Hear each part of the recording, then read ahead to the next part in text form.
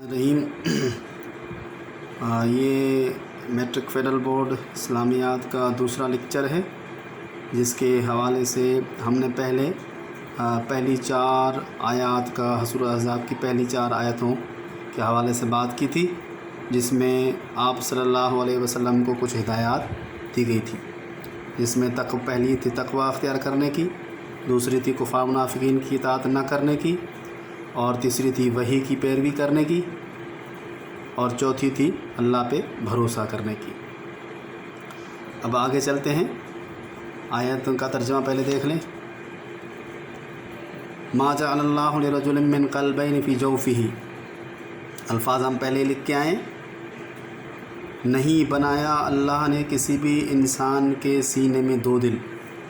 इंसान के सीने में अल्लाह ने किसी भी इंसान के सीने में 2 दिल नहीं बनाए। मा जअलल्लाहु लिरजुलिन मिन क़ल्बैनि फ़ी जौफ़िही, इंसान के सीने में पहलू में अल्लाह ने 2 दिल नहीं बनाए।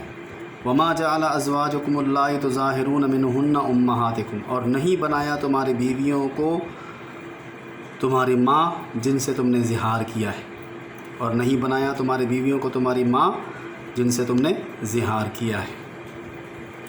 वमा जअल अदइयाकुम अबनाअकुम, और नहीं बनाया तुम्हारे मुँह बोले बेटों को हकीकी बेटे। नहीं बनाया तुम्हारे मुँह बोले बेटों को तुम्हारे हकीकी बेटे। ज़ालिकुम क़ौलुकुम बिअफ़वाहिकुम, ये तुम्हारे मुँह की बातें हैं, ये तुम्हारे मुँह की बातें हैं। वल्लाहु यक़ुलुल हक़्क़ व हुवा यहदिस सबील, और अल्लाह ताला हक़ बात कहता है और सीधे रास्ते की रहनुमाई करता है। तो ये जो आयत का तर्जुमा है, जिस आयत के तर्जुमे के अंदर कुछ कुफ़ार की गलत रस्मों का ज़िक्र किया गया है, उसके ख़ात्मे की और तरदीद की बात की गई है। जिसमें पहली बात तो तमहीद के लिए है, जिसमें क्या बात की गई है कि इंसान के सीने में अल्लाह ने 2 दिल नहीं बनाए, और ये कभी भी ऐसा मुमकिन नहीं हुआ कि इंसान के सीने में अल्लाह ने 2 दिल रखे हों, 2 दिल बनाए हों, कि जिसमें एक इंसान तौहीद रखे दिल में और दूसरे दिल के अंदर मुनाफिकत रखे। तो इसलिए अल्लाह ने ऐसा रखा ही नहीं है, 2 दिल बनाए नहीं है। और ये तमहीद के तौर पे असल में अगली बात के लिए, और अगली बात क्या है, वो ये है कि नहीं बनाया तुम्हारी बीवियों को तुम्हारी माँ जिनसे तुमने ज़िहार किया है। तो यहाँ से ज़िहार के हवाले से बात है कि जिन बीवियों से तुमने ज़िहार किया है उनको तुम्हारी माँ नहीं बनाया है। तो ज़िहार की तारीफ़ हम पहले ही बात करके आए थे कि ज़िहार के हवाले से कि अपनी बीवी को तशबीह देना माँ से, इसको ज़िहार कहते हैं, और ये इस्लाम में मना है। और इसके बारे में कहा गया है कि मना तो है, मगर मना करने के बाद अगर कोई कर लेता है तो वो गुनहगार होता है, और साथ में उसके ऊपर ये बात आयद हो जाती है कि वो उसकी बीवी से उसके ताल्लुकात ख़त्म हो जाते हैं। अब उसका ख़त्म होने का जो बहाल होने का जो ताल्लुक़ है, वो 3 चीज़ें हैं, कफ़ारे हैं, कि जिनसे उसके ताल्लुकात बहाल हो जाते हैं। तो वो 3 तरीके आएंगे, इसका ज़िक्र आएगा। आप तर्जुमा देख लें पहले। वमा जअल अदियाकुम अबनाकुम, और नहीं बनाया तुम्हारे मुँह बोले बेटों को तुम्हारे हकीकी बेटे। हकीकी बेटे भी की तरह मुँह बोले बेटे नहीं है, मुँह बोला बेटा हकीकी बेटे जैसा नहीं है, जिसका ज़िक्र ख़ुद कुरान ने कर दिया कि ज़ालिकुम क़ौलुकुम बिअफ़वाहिकुम, ये तुम्हारे मुँह की बातें हैं। तो मुँह की बातों का कोई मयार नहीं है। वल्लाहु यक़ुलुल हक़्क़ व हुवा यहदिस सबील, अल्लाह ताला हक़ बात कहता है और सीधे रास्ते की तरफ रहनुमाई करता है।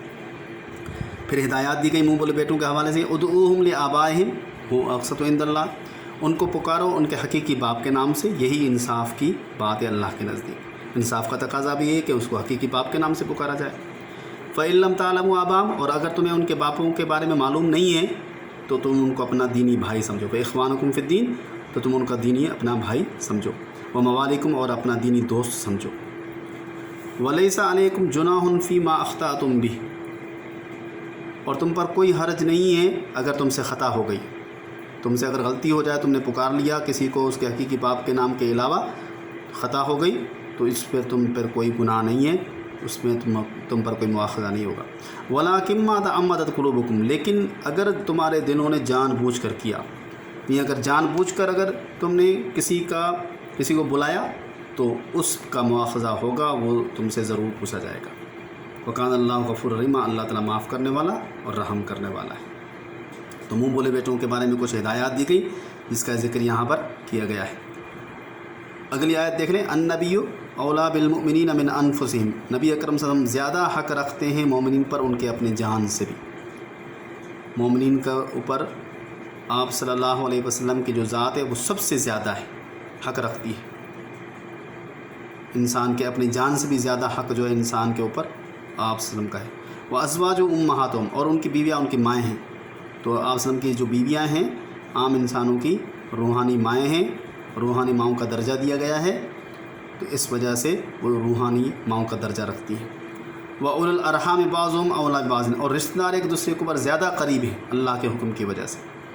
رشتہ دار ایک دوسرے کے اوپر زیادہ قریب ہیں اللہ کے حکم کی وجہ سے، کہ رشتہ دار ہی ایک دوسرے کے اوپر زیادہ حق رکھتے ہیں۔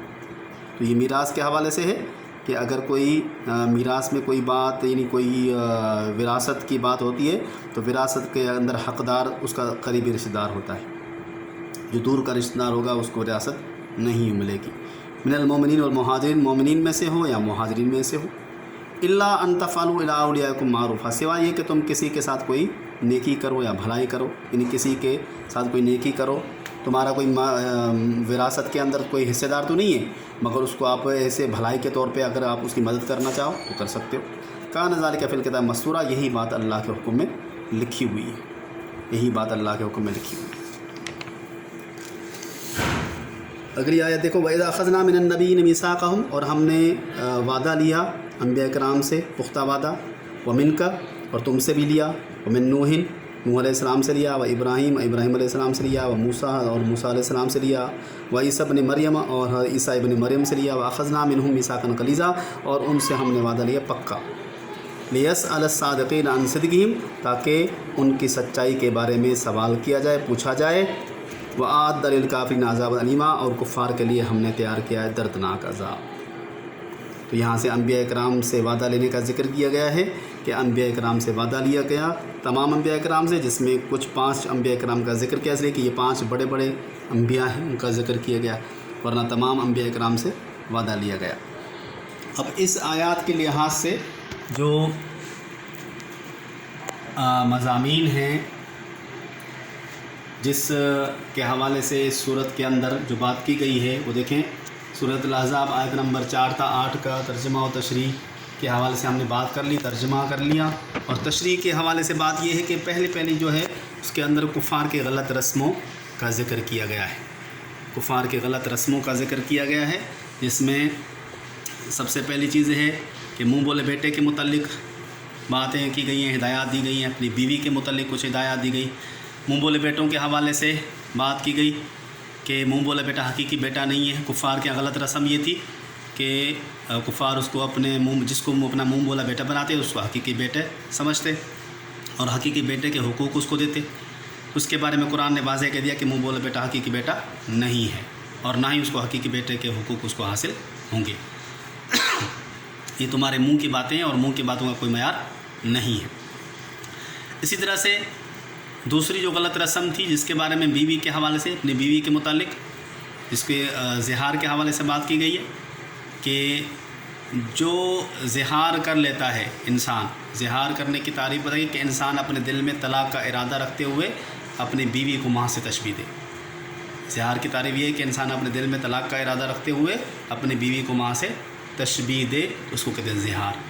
اور جس کے بارے میں قرآن نے واضح کہہ دیا کہ وما جعلکم ازواجکم اللائے تظاہرون منہن امہاتکم، تمہاری بیویوں کو تمہاری ماں نہیں بنایا ہے، تو تمہاری ماں کا مقام الگ ہے، تمہاری بیوی کا مقام الگ ہے، بیوی ماں کے مقام کو نہیں پہنچ سکتی، تو اس لیے بیوی کو ماں سے تشبیہ دینا یہ ٹھیک نہیں ہے، اسلام شرعاً اس کو حرام کر دیا گیا ہے۔ ہاں اگر کسی نے کر لیا تو پھر اس کا یہ کفارہ ہے جو وہ کفارہ ادا کرے گا۔ اور کیا ہے زہار کا کفارہ؟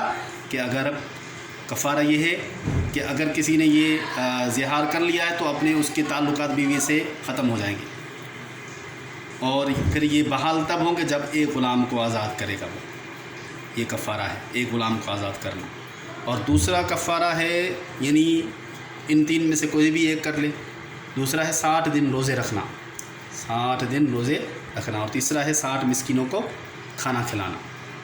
تین میں سے کوئی بھی ایک کرے تو اس کا کفارہ ادا ہو جائے گا، اور پھر اس کے تعلقات بیوی سے پھر بحال ہو جائیں گے۔ اس کے بارے میں اس کے بعد جو بات ہے وہ منہ بولے بیٹے کے بارے میں کچھ ہدایات دی گئی ہیں، وہ لکھا ہوا نمبر 1 منہ بولے بیٹا حقیقی بیٹا نہیں ہے، کچھ ہدایات دی گئی ہیں، منہ بولے بیٹا حقیقی بیٹا نہیں ہے، یہ تمہارے منہ کی باتیں ہیں، منہ بولے بیٹے کے بارے میں کہا گیا، قرآن نے کہہ دیا تمہارے منہ کی باتیں ہیں۔ اور تیسری ہدایت جو تھی کہ اللہ تمہارے حق بات کی رہنمائی کرتا ہے، حق بات کہتا ہے۔ اور چوتھی بات، منہ بولے بیٹوں کو ان کے حقیقی باپ کے نام سے پکارا جائے، ان کو پکارو، منہ بولے بیٹوں کو ان کے حقیقی باپ کے نام سے پکارو۔ اور اس لیے کہ یہی انصاف والی بات ہے، اللہ کے نزدیک انصاف والی بات یہ ہے اگر تم ان کے باپ کا نام معلوم نہیں ہے تو وہ تمہارے دینی بھائی ہیں، اور اگر تم نے غلطی سے پکارا تو وہ معاف ہے، مگر جان بوجھ کر پکارا تو معاف نہیں ہوگا۔ تو اس لیے منہ بولے بیٹوں کے بارے میں کچھ یہ ہدایات دی گئی کہ ان کے اپنے حقیقی جو ہے ان کے جو باپ ہیں ان کے نام سے پکارا جائے اور ان سے ہی نسبت ہو ان کی۔ آخر میں انبیاء اکرام سے وعدہ لیا گیا، اس کی بات کی گئی ہے کہ انبیاء اکرام سے جو وعدہ لیا گیا ہے، کس کس سے انبیاء اکرام سے وعدہ لیا گیا؟ آپ صلی اللہ علیہ وسلم سے، حضرت نوح علیہ السلام سے، حضرت ابراہیم علیہ السلام سے، حضرت موسیٰ علیہ السلام سے، حضرت عیسیٰ علیہ السلام سے، اور تمام انبیاء اکرام سے۔ ذکر تو صرف 5 کا کیا ہے، مگر تمام انبیاء اکرام سے وعدہ لیا گیا۔ اور کس چیز کا وعدہ تھا؟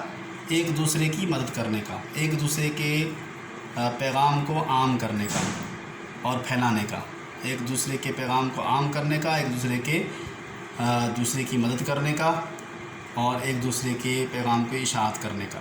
یہ وعدہ لیا گیا تمام انبیاء اکرام سے، اور تمام انبیاء اکرام نے وعدہ کیا۔